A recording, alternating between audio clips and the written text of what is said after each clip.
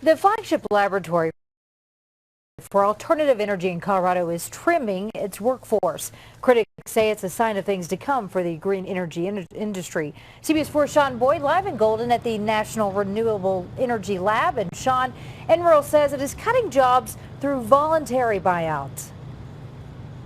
Karen, it expects up to 150 employees here to take advantage of the buyouts.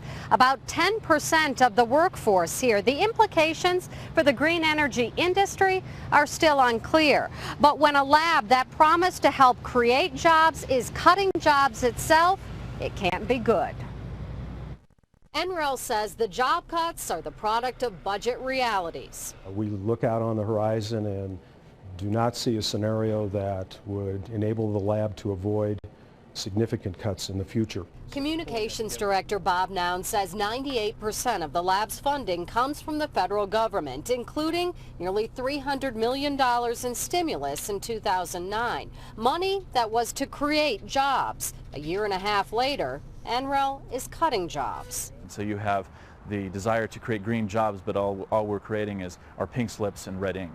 Michael Sandoval with the Independence Institute questions if we're getting a good return on our investment. He points to government studies showing Colorado lost 30,000 green energy jobs, even as NREL's budget grew by 60%. When it comes at taxpayer expense, we're very concerned about that. But Bob Noun defends the lab, saying its mission isn't job creation.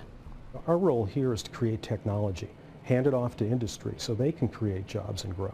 And he insists that industry is healthy despite the cuts here and headlines like Solyndra, a California solar company that went bankrupt last month after receiving $500 million in tax subsidies. If you look beyond the companies that have been in the news lately, you'll find a very strong and growing solar energy industry in the country and even here in Colorado. In fact, NREL cites a CU study last year showing its presence here has meant a $700 million annual boost to the state's economy. So clearly, both sides can spin the numbers. As for how much the job cuts will save, NREL says it's still crunching those numbers and isn't ruling out more job cuts depending on the federal budget. Karen? Sean, thank you. Work-at-home jobs are becoming increasingly